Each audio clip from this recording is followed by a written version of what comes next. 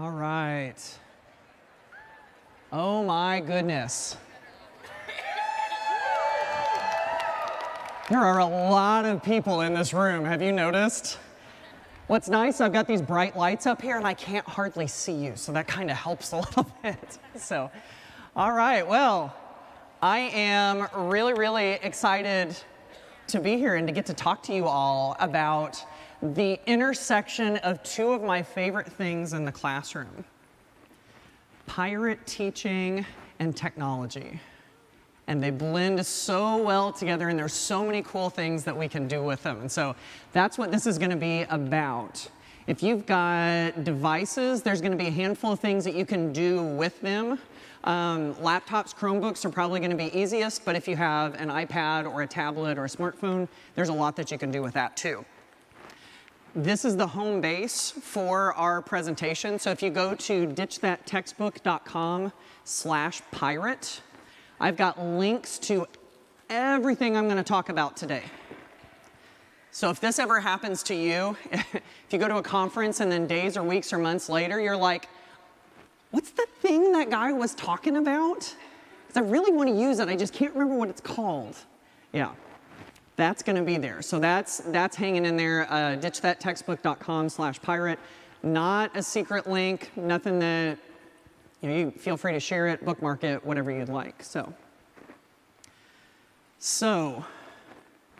for me, getting into all of this started with this one book. Have you heard of this book before? Right? Yeah. Teach Like a Pirate. This, to show you sort of the brand of education geek that I am, I asked for this book for my birthday. Anybody else in the room willing to ask for an education book for your birthday? Okay, there's some of us in here. I still have that same copy I got in 2013, and you can tell it is very well loved. The corners and the finishes worn off of it and everything. I've got the underlines and everything. Love it. And I use this book almost like a guide, looking at the hooks and all of the ways that we can engage students. And I read that line: don't just teach a lesson, create an experience. And I thought, oh my goodness, I have found my place. This is totally me. And that line has stuck with me. Don't just teach a lesson, create an experience. I mean, throughout the years. And I thought, my goodness, there's so much. Yeah, there it is right there. There's so much that we can do with this in the classroom, but even when we bring technology into the mix too, there's a lot that we can do there. And so it's been kind of my goal in a lot of ways to find how I can create that experience in lessons and find ways that technology can support it.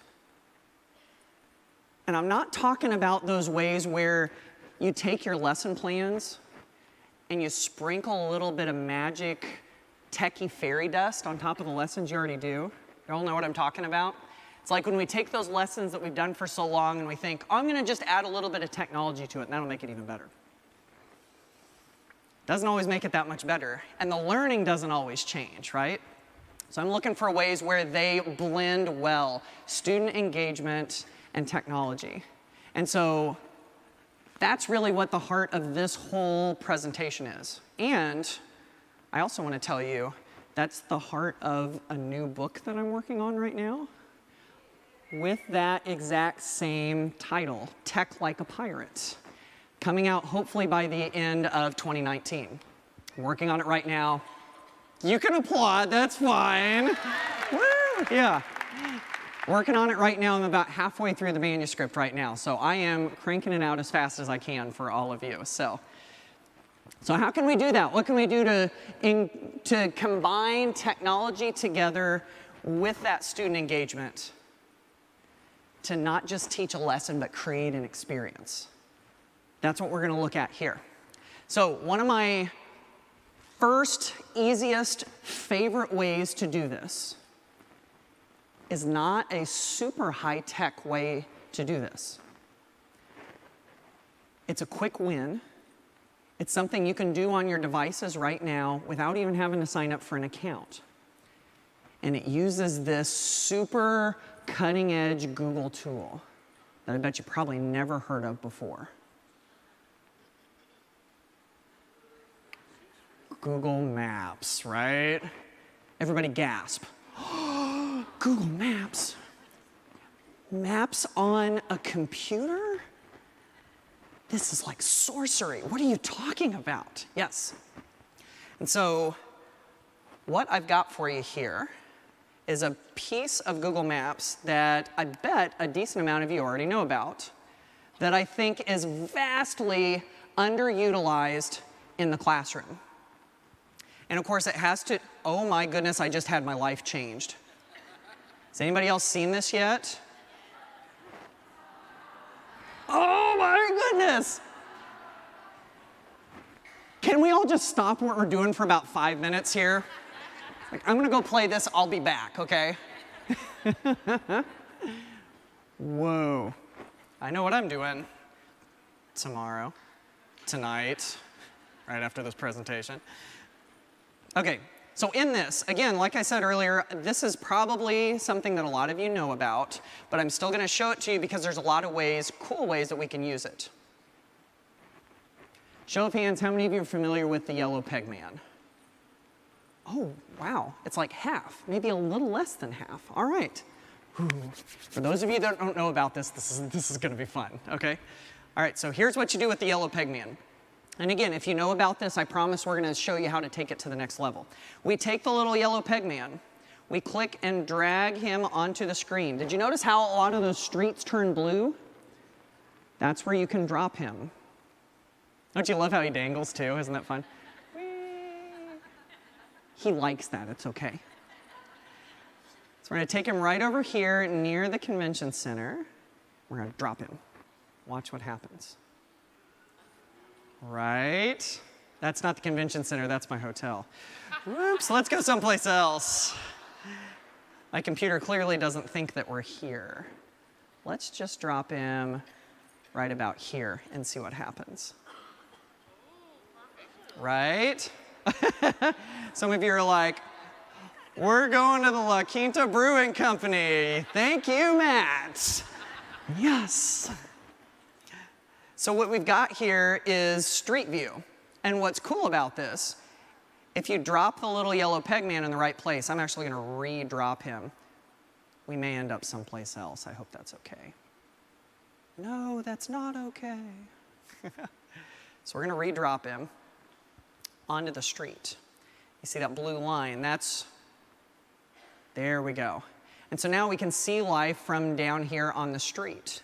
Do any of you know where these images come from? What shot these pictures? The Google car, right? Have any of you seen the Google car in the wild before? Oh, lots of hands, yes. I remember the first time I saw it. We're like driving along in the minivan. My wife's sitting right here, we're driving along, and she's like, Matt, look. Here it comes, the other lane, and it was like, oh, it was like the clouds opened up, and it, you know, angels singing. And what's cool about it is that you have this car, well, not you have, but Google has this car with this panoramic camera on top of it.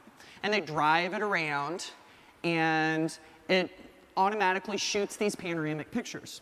Drives a little more, shoots a panoramic picture. Drives a little more, shoots a panoramic picture. All of those pictures are GPS tagged, so they end up on the map. Wherever you drop the little yellow guy, it calls up the closest image. When I said the Google car drives around shooting these images, how many of you were thinking, that would be such a cool job? 3 of you. How many of you are like, you can't pay me enough money to be in the car that long? Okay, rest of you are on the fence, I think. Okay, anyway. So from here, of course, you can go cruise around and look at all sorts of different locations all around the world. which really does, I think, create an experience. It's like when you went on that one vacation, or that one big trip, that memorable one, where you saw the world just a little bit differently after you came home. And you didn't really appreciate that location until you were boots on the ground in that spot.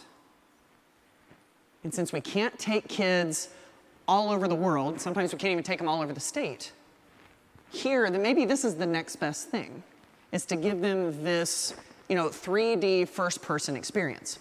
Now, when I show people this for the first time, where do you think the first place is that they want to go on this?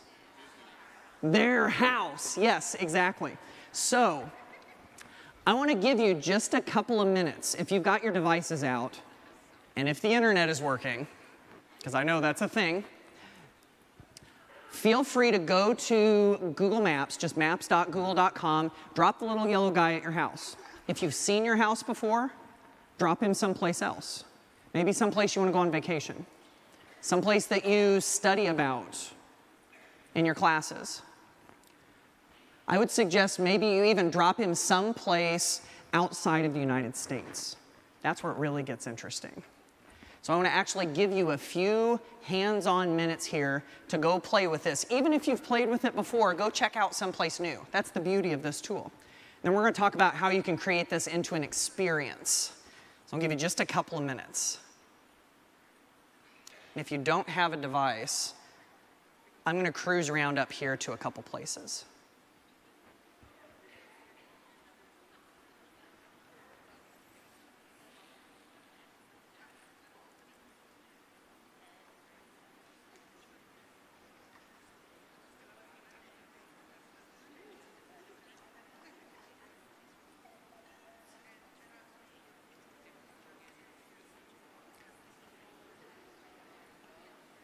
This is in Mexico at Chichen Itza, but I don't know where to drop him. I'm gonna try it though.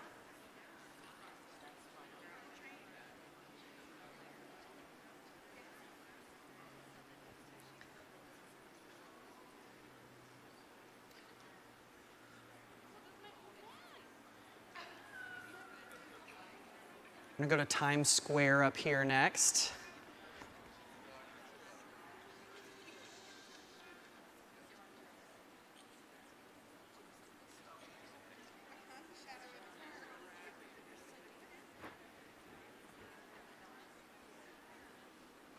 So there's Times Square. There's a severed foot. You gotta love when they shoot these pictures. Because sometimes what happens is people will take these pictures that go onto Google Maps and they'll take them with their phones. You know those photospheres that are like the up, down, and all around type of pictures? And you take them by taking a picture and moving. Take a picture, move, and it guides you where to take them. And then it stitches them all together. The problem is that sometimes someone's foot is in one of them, and then that person moves. And you end up with severed body parts. Here's a head, here's an arm, there's somebody's foot. Okay, so feel free to keep cruising around on that on your own device. At any point, if I ever look up and everybody's eyes are down on their devices, I always just assume you guys are looking at what I'm showing you, so ignorance is bliss, you know, so. But with this, of course you can go check out your own neighborhood. But how much fun is that for how long? Not for very long, right?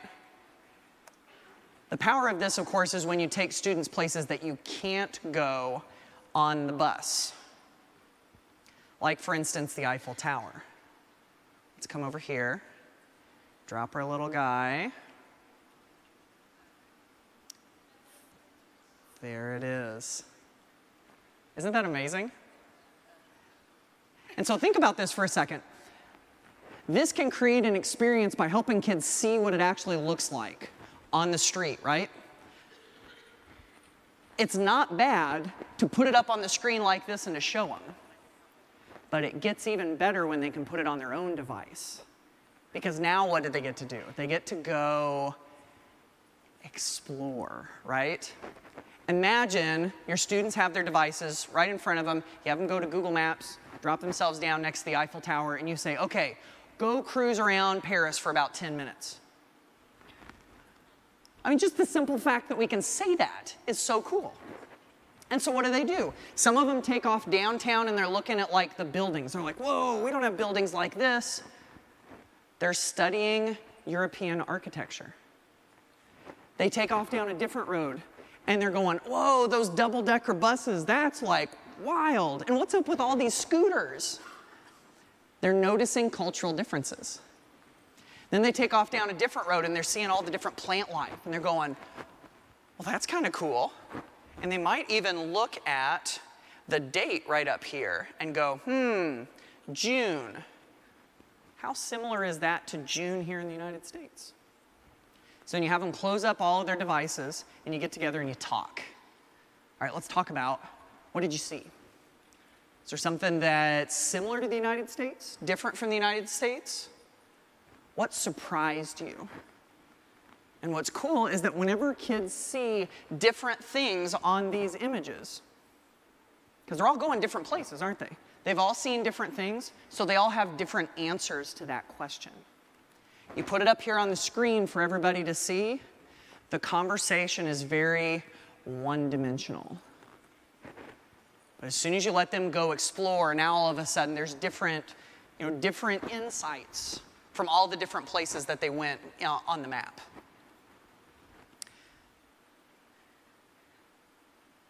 And of course, in addition to this, you don't just see life from the street.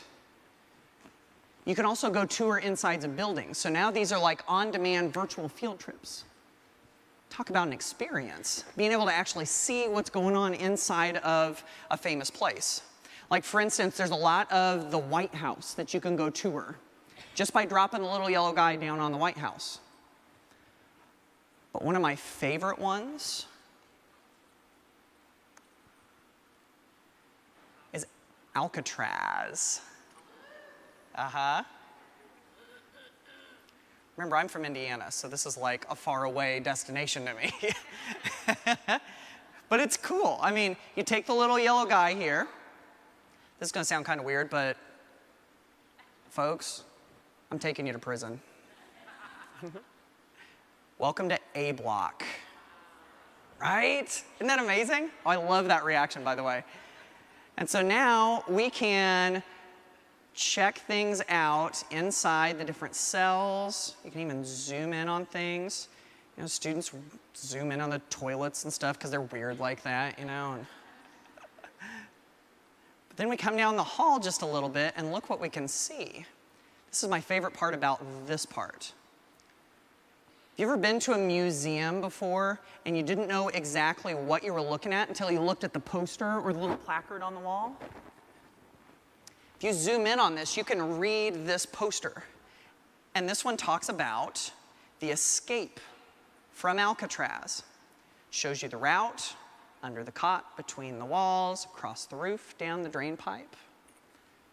Even shows you the spoon the guy used to dig his way through the wall. I mean, it's pretty cool stuff. And this is maybe the next best thing to a field trip. So if you can take students there in this way, you know, what a way to create an experience to help them see the world. And it's all just out there basically waiting for you. So Google Maps Street View, pretty cool stuff.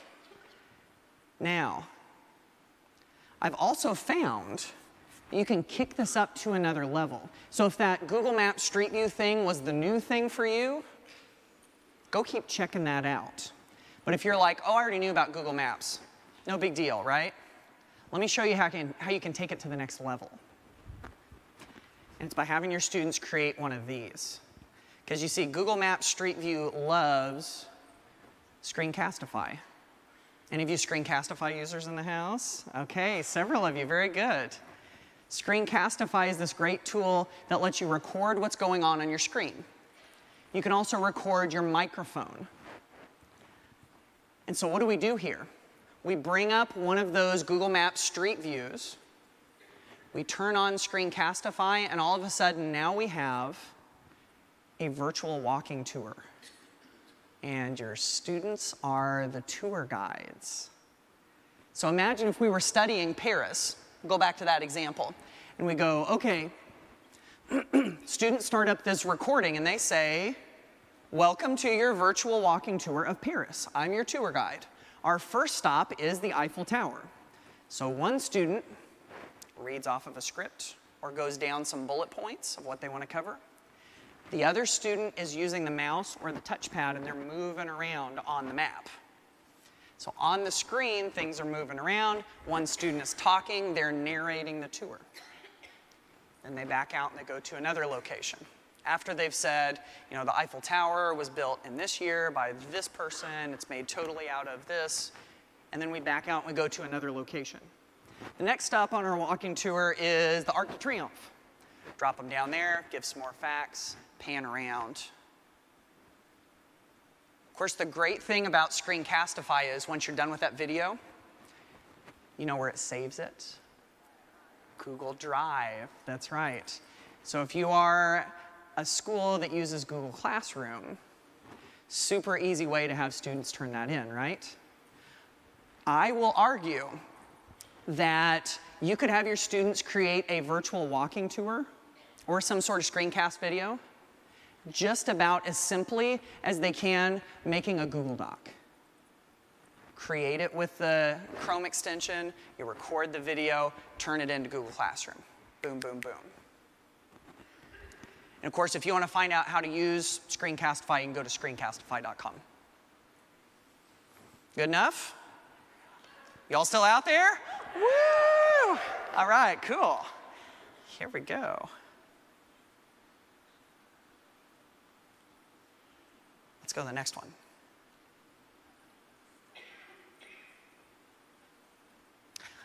Yes. Here's another way I think we can create an experience, is to look at some of the things that our students are keenly interested in. So you think about some of those apps, or some of those video games, or some of those app video games that they love so much. And sometimes we look at those and we think, oh man, it would be so cool if we could use that in the classroom. How could I use that app in the classroom? For me, years ago, it was Vine. Any of you remember Vine? It was like the little short looping videos. My students were enamored with Vine. And my first thought was, how cool would it be to do Vines for like vocabulary words? And I started going through the logical thought process. Okay, Vine is an app. You create the videos through the app. The app has permissions and the app has restrictions. But with the app, you have to be a certain number of years old. And how are the students going to turn that in the first place? And it's like, all of a sudden I've gone down this rabbit hole and I don't want to use the app anymore to create this activity. So then eventually it dawned on me. You don't need the app to create the experience. This is the big idea that comes with a lot of these activities we're going to look at next, is think about whatever it is that your students are excited about. And think, what are the unique parts of that? The user interface, like what does the screen look like? The activities and things that they do within it? Can we recreate that experience with tools that they actually do have access to? Then, all of a sudden, we can use the app. Because we're not really using the app, we're using the experience of the app. And we're pulling it into tools that they're already comfortable with and they're already used to, that are safe for them to use. Example. This is the one that I am totally in love with right now. Instagram stories. So think about Instagram stories. Do any of you watch and look at Instagram stories on Instagram? Show of hands. Some of you, okay. See, for the last several weeks, I've been asking the wrong question. I keep asking, how many of you do Instagram stories? Like, how many of you create it? Like, 2 hands. Some of you do, okay. It's like, we may not create them, but we totally watch them, right? So, Instagram stories, the general idea is, it's kind of like a timeline of your day. images, and short video clips. And so an Instagram story might start with a picture of you drinking your coffee. And then it might have a video of you walking your dog. And then it might have a picture of you at an awesome conference. And so you get all of the, right? You get all of these little clips back to back to back to back. And if somebody watches your Instagram story, they just click play, and it just autoplays, autoplays, autoplays all the way through. I remember looking at that, and I'm thinking, what a cool way that would be to demonstrate understanding for kids to show what they know. What if they made an Instagram story to demonstrate their learning? And then, of course, I started going down the whole, yeah, but Instagram, it's an app, and it's got these restrictions, and kids are not old enough to do it, and how in the world am I going to grade this in the first place anyway? Went through and down that same rabbit hole until Instagram stories on Google Slides. What if you recreate what if you recreate the interface of Instagram stories and fill it full of your students' pictures and your students' videos? So take something like that. Okay, this is a horrible example of pictures and videos for this, because I clearly do not look the part, but what if the essential question of this was, show what Juliet's Instagram story would look like during Act 2 of Romeo and Juliet? What a cool essential question is that, right? Clearly not Juliet. Clearly. But you start picking apart the important parts of that act, and you drop in a picture. You drop in a video. This is a woe is me thing. I don't know. I'm just coming up with stuff, you know. But with this, you can record, again, let's go back to Screencastify again. One of the reasons I promote it so much is because it's got such great free tools. And in this case, whenever you use Screencastify, you can record not just your screen or your browser tab, you can record with your webcam, like shooting right out of your webcam right here. Record that little short video clip, stick it into a slide. And make sure that you click Format Options and you change it to Autoplay when presenting. Because what does Instagram Stories do? Videos autoplay, right? Another trick you can use is to go to File, Publish to the Web. And if you hit this Publish button, you want to create a link where it advances maybe every 3 seconds or every 5 seconds or something. And if you use this link, it's going to auto-advance your slides. Again, more like that experience. Changing those little details makes it feel more and more like the real experience. So again, talking about a way that we can have students demonstrate what they know, but not just by filling out a worksheet, not just by writing a paragraph. Let's actually make something that they're proud to show other people, you know? Here's another example. Snapchat games. Any of you played Snapchat games before? You know what I'm talking about? Just me. How sad. Okay, all right, okay, there's a few of you. If you use, okay, elephant in the room, gotta ask, how many of you use Snapchat? But you haven't played the games? For real? Oh, you're missing out. This is where you've got the filters, only you go to the left, and there's all of these fun games. And of course, my kids are starting to introduce me to some of these games, and I'm like, again, how could we use this in the classroom? And so now I'm thinking, let's create another Google Slides template. And this one is the Would You Rather game. So we put 2 different statements that fit with your content. You snap a picture of yourself using your webcam, which, by the way, is super easy to do. Insert image from your camera.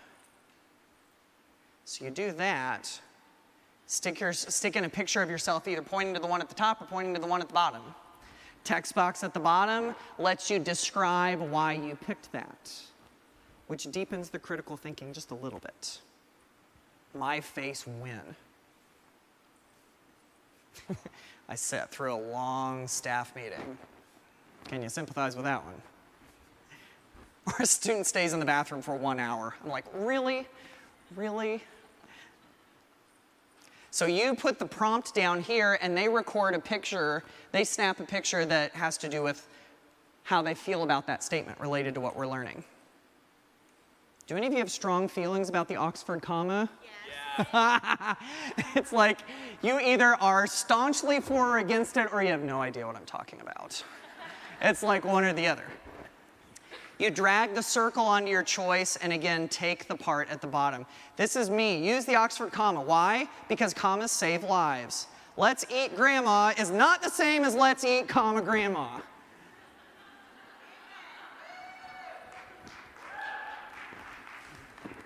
Thank you. Thank you.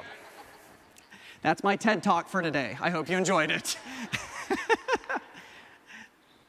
So again, making these templates that resemble something that kids love. And that's something that you can do too. With me, I didn't make these because I'm a special snowflake who only knows how to do this stuff. With me, I looked for the little green drippy things. I just found an image online.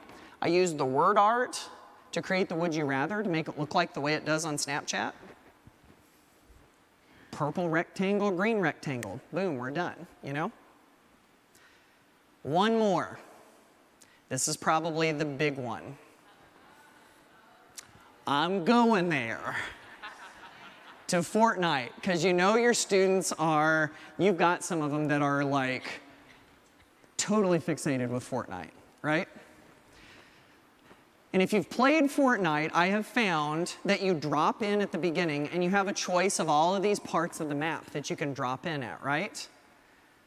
Little things. Little things you can do to show kids that you know about their interests, that you care about their interests, and that you want to hook them in to the lesson.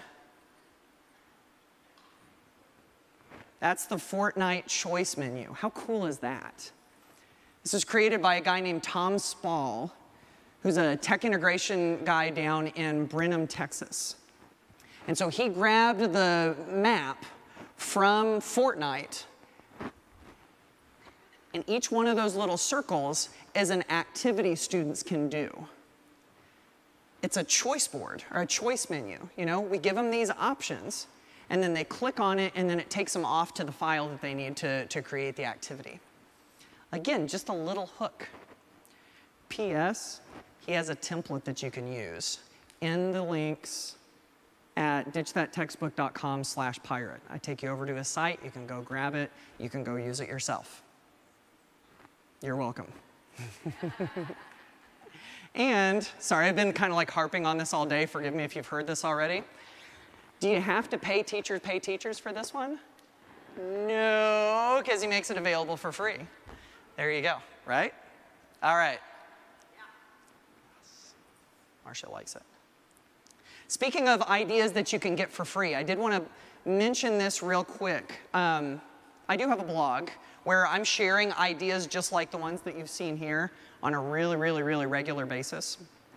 And so if you go to this link that's up here, ditchthattextbook.com/101, that's where you can do a couple things. Number one, you can sign up to get these 2 free ebooks that are up at the top. One is 101 practical ways to ditch that textbook, and one is 101 ways to ditch that textbook with G Suite. Some Google ideas and some general techie goodness. So if you're looking for practical ideas, that's pretty cool. But that also signs you up for my weekly email newsletter where I'm sending out more things you can try in your class just like this. So think of that as like your pipeline for new ideas. So if you don't already get those emails, then you can go right there and you can get the free ebooks and get signed up for them. Do any of you get my weekly emails? Oh my goodness, look at that. Somebody other than my mom reads them. Yeah, that's great. And of course, whenever you get this, it will remind you when the Ditch That Textbook Digital Summit comes around again. This is a free online conference that we do for teachers We've done it 3 years in a row now. We get, you get these videos that you can watch that get you even more ideas, and you can get free professional development hours for it. So another reason to be signed up for that. Okay, anyway, shameless plug over. Let's keep moving. And so we were talking about inserting images. And I showed you a quick sneak peek of this. Then, of course, you don't just insert images by uploading pictures from your device. And you don't just upload, or you don't just insert images by searching the web. There's a variety of ways that you can do it. And one of them is this, by using your webcam. And oh my goodness, the things that you can do when you insert images through your webcam. And one of them is this. You want to create an experience. Sometimes the best way to create an experience is to not use technology at all. I got a real gasp that time. So, I go back into this book, and To Teach Like a Pirate, and I think about his first few days that he chronicles. And the very first day, does anybody remember from this book what Dave Burgess would have sitting on the desks of his students on the very, very first day of the school year? What was it? Play-Doh, exactly. And there were big block letters on the board. Do not open the Play-Doh.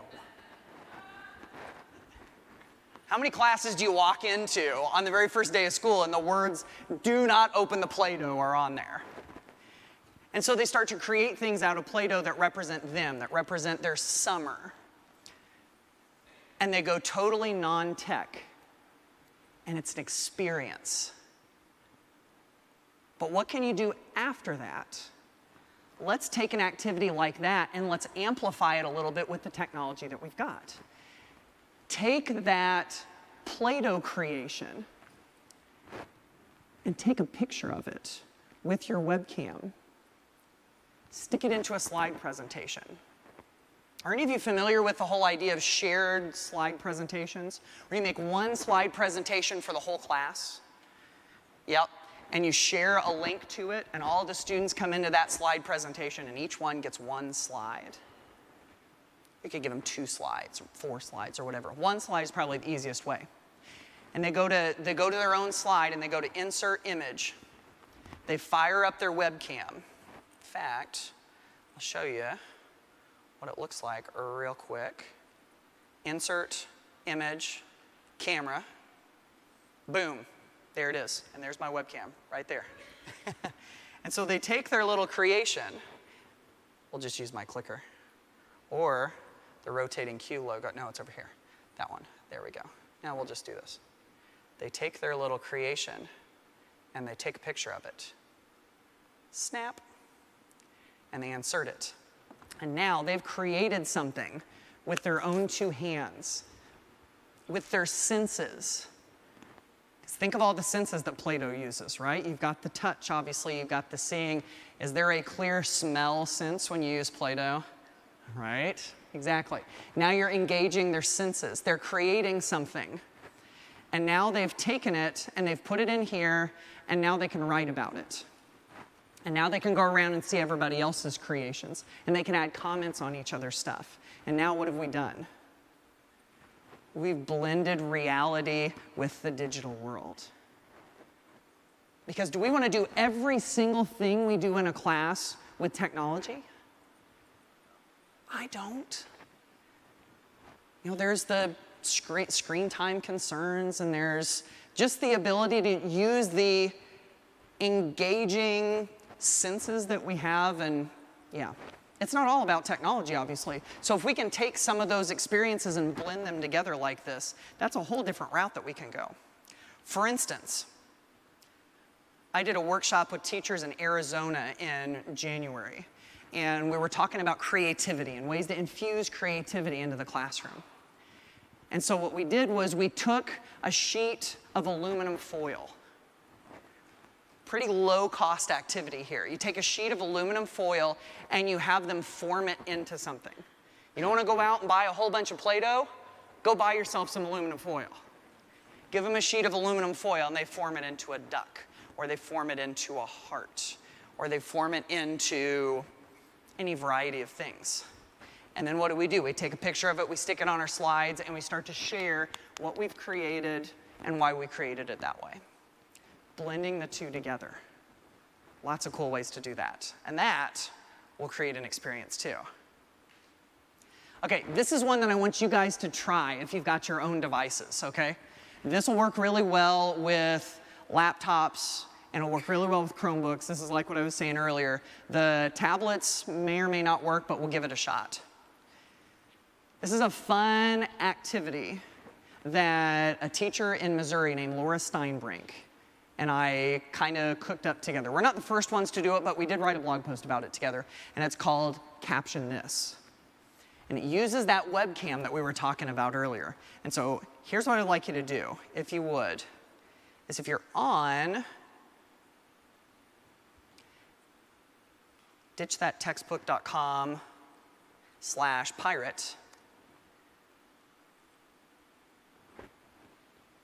there will be a link in nice big bold letters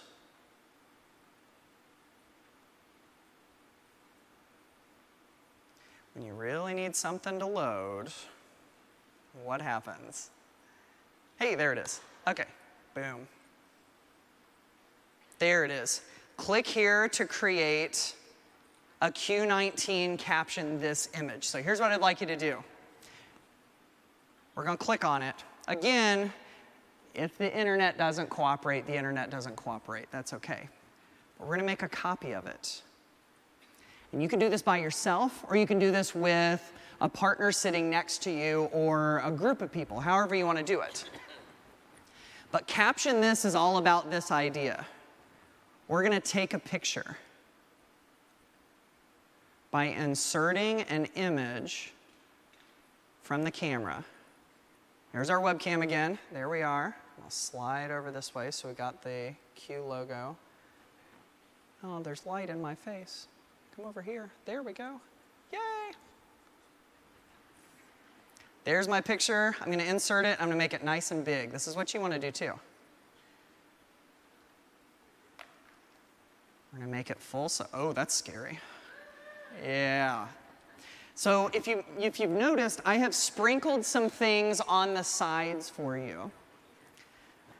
This is kind of a useful place for you to help your students. I was just talking about this in a session earlier, so forgive me if you saw this last session about an hour ago. But you got this workspace. If you create something in Google Slides or Google Drawings, you've got this workspace off to the side. Think of it like your desk. You got a piece of paper on your desk, but you got all of this room around it. That's your desk space. What if you sprinkle that space with things that are going to be useful to your students there, so that they don't have to go searching for certain things because they're already sitting there waiting for them? So have you ever asked students to go look for a picture of something and insert it onto a slide or a drawing onto anything else, and they go search for pictures? Have you ever seen them get lost down the rabbit hole? Looking for pictures, looking for pictures, looking for the right picture. 15 minutes later, you're like, hey, do you have a picture yet?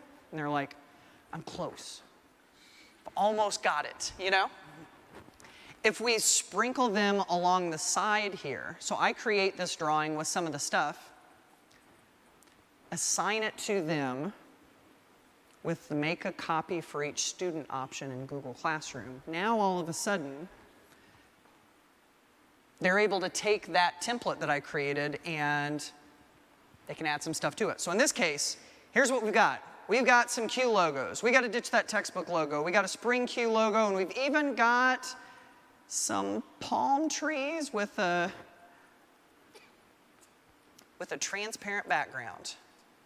By the way, what you might have to do if you move these around is you may want to take your picture and arrange it under the order and send it to the back. So in that way, all the other stuff is on top of it. Bring Spring Q in over here. We bring in a little thought bubble or a speech bubble. And by the way, what you can do with this is you can double click the thought bubble or the speech bubble and it becomes a text box. Double click, boom, there it is.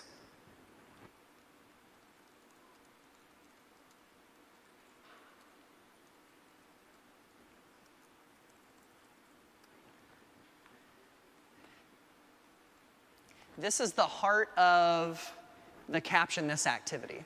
So while you're kind of playing with that a little bit, I want to show you the gist of this, of how this works. So the idea behind this activity, what's awesome about this is that it can help you kick learning up to higher levels of critical thinking, and it doesn't take much prep time. It's like low prep. We love our low prep, am I right? Yeah, okay. So here's what we do with this. We take a picture of something that has to do with our content, something that has to do with our class. You know, it might be a historical picture or a photo, might be a current events photo, might be an illustration of a story that we're looking over. We put it on the screen. So for instance, I'll give you the example that I use with this a lot. We're going to insert image, search the web, and we're going to find an image of Washington crossing the Delaware. So we pull this image in. From here, we could do the typical like labeling the different things in the image. That's cool, that totally works. You could even go to the shapes and the arrows, and you could draw an arrow to that guy. Who is that guy? Yeah, okay. Okay, so we could do some of that basic labeling stuff. And that works, that's cool. But let's kick it up to a little bit deeper thinking and a little bit more fun. Now we're going to go to the shapes, and under the callouts, let's click on this thought bubble. So we draw in a thought bubble. Like I was mentioning earlier, you can click on the tail of the thought bubble. Oops. Click on the tail of the thought bubble and move it over. Double click on the thought bubble, it becomes a text box. And now the prompt for the students is, what do you think Washington was thinking as he was crossing the Delaware? So you think about that, and that's not like just silliness. You gotta know your stuff to be able to think for the guy, right? So what was he thinking?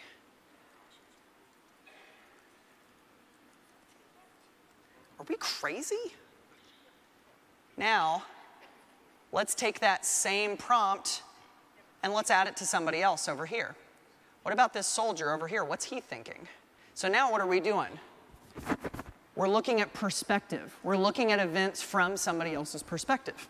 So what is he thinking?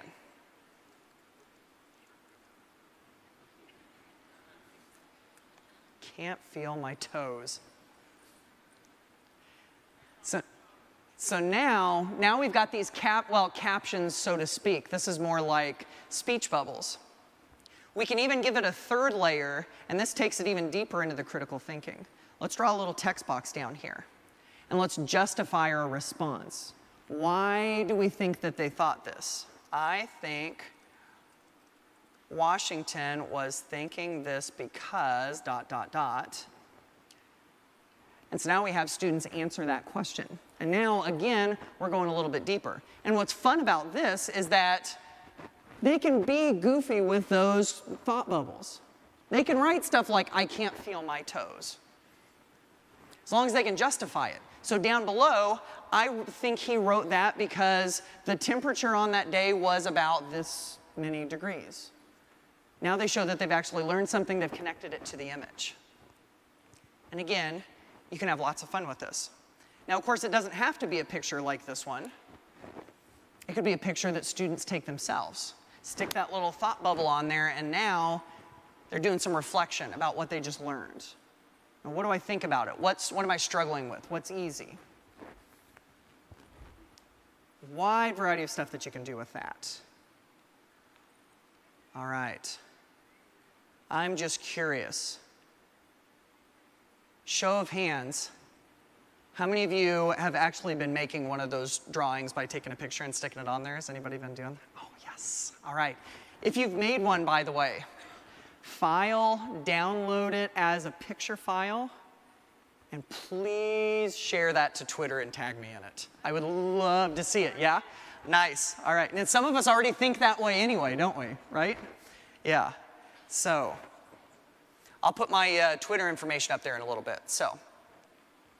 All right, so when we were talking about things that we can create that are visual like that totally beat just write a paragraph about this or fill in some blanks about this. How can we make some of that stuff that students create visual? And this is one thing that I really love to do. This is an easy way for students to make infographics. Because if you think about it, if you have the choice between writing a 3-paragraph essay or doing a short research paper, if you compare that with making something like an infographic that's got images, that's got little bits of text, that's got color, it's got life, you know? Which one are we going to want to choose? I think maybe just as a change of pace sometimes, maybe we do this instead. And so again, this is one of those templates where we've sprinkled some things in the work area so that students can just drag them over. Now, how nice would it be if you had a pre-made template where somebody did all of this work for you and you could just assign it to your students? Would that be kind of great? Right? Guess what? Right? That one is templates for students to create infographics with icons, etc., ready to use. There's about 4 different ones. In fact, since we're doing this, aw, that's sad. I'll get that fixed at some point. I'll get it fixed soon. I'll get it fixed, yeah. Maybe it just doesn't work for me. Anyway, there's about 4 different ones, and there's even one called the treasure map icon board that's got kind of like a dashed path that ends at an X. If we're talking about being pirates, that looks like a pirate treasure map. So that's kind of cool too. All right, let's wrap this up real quick. When it comes to sharing things digitally, a lot of times we create things on our different apps and our different websites and everything. Students create it, they turn it into us. Or maybe they create it and they share it with their classmates. But when they share it with their classmates, where are they when they're looking at it? Sitting in their seats, right? Sedentary. This is one of the beefs that I have with the way we use technology in class. There's so much sitting, right? And we know that brain science says that whenever we get up and we move around, it gets our blood pumping and our brains benefit. So one teeny tiny way to do that. Have students take something that they created on their device. They get done creating it. They pull it up right here on their screen. They leave it on the screen for others to be able to see. Get out of their seats. And now we've got the digital gallery walk. So if you see this chart, you can see there's all of these devices all over the place, and now we start to kind of mill around, and we can go check out each other's stuff. Here's this cool infographic that we made. Oh, here's this cool Instagram story. I'm just going to hit play, and I'm going to watch all of the things that they've got. Maybe you have groups of 3, and one student is in charge of presenting theirs to the other 2. And then you switch, and then the second person presents, and then you switch, and the third person presents. And now what happens? Kids are up out of their seats. They're actually interacting with each other. Just a simple little idea that we can use to turn that collaboration into a little more of an experience too. All right, last stretch here. One way that I think we can totally create an experience, this is one of my favorite ones, is that we have access to video calls. Skype, Google Hangouts is dying. Don't use Google Hangouts. Zoom, FaceTime. You got all of these different platforms, right?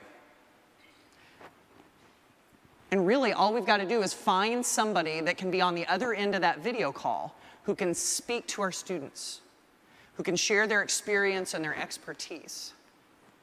And sometimes the tricky part is just figuring out who in the world you can find. So I want to share with you 3 fast examples of people who have done this with great, great success. This one's Mike Soskull, a 5th grade teacher in Pennsylvania. His students met a class of kids in Nairobi, Kenya. And they were basically just swapping academic stuff. Mike's class had a song that they wanted to practice before they sang it in a recital. And so these kids heard it, they sang Swahili songs back to them. It was pretty cool. Mike's students figured out that these kids lived in the Kibera slum of Nairobi, Kenya. And they did not have easy access to clean drinking water. So Mike's kids begged him to let them help. They started collaborating with other kids, other classes. They raised thousands of dollars to buy water filters. And Mike hops on a plane and he flies to Kenya and delivers them. Students are watching on a Skype call as it happens. Then Mike makes one big mistake. He looks down at the screen. There are his students, and he sees the tears streaming down those kids' faces, because they knew that they had made an enormous difference. They had saved lives that day. He said, we learned a lot of good academic content through that project, but those kids know that they can make a difference. They can make a difference themselves right now. And it wouldn't have happened if they hadn't met kids on a video call and had that tug at their heart. That's a big example. Here's a little bit smaller example. I have a friend named Gina Ruffcorn who teaches also 5th grade, but in a different state, in Iowa. She did these 2 video calls with her kids. One video call was with Busch Gardens. They had a cheetah. So they brought the camera out here. The cheetah handler brings the camera out here. Here comes the cheetah. The cheetah comes down, it circles around the camera, and it sits down right next to the camera. And you can hear the cheetah purr.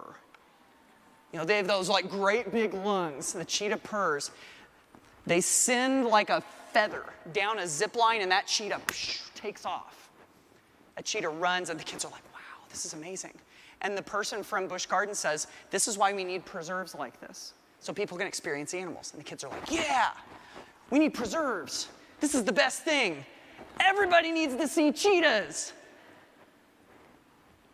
2 days later, Gina gets a video call together with this organization called the Lion Aid Society. The guy comes on and he says, when you keep lions in preserves, it changes the very being of those lions. They don't hunt with the pride anymore. They lose their inherent lionness. Like all of the qualities that make them a lion are gone when they're in preserves. The kids listen and they're like, that's horrible. Those preserves, we should never do that. We're never, ever, ever gonna do that. And Gina's like, hang on a second. You guys, do you realize that 2 days ago, you were all about the preserves, and now you've changed your tune? And they're like, oh, well, Ms. Ruffcorn, what should we do? And that's where she got to have that moment. She's like, guys, that's not my decision to make.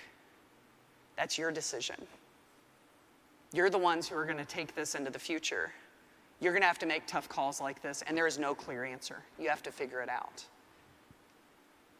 And so some of them, at the request of the Lion Aid Society, wrote letters and submitted them to be shown to the British Prime Minister against preserves.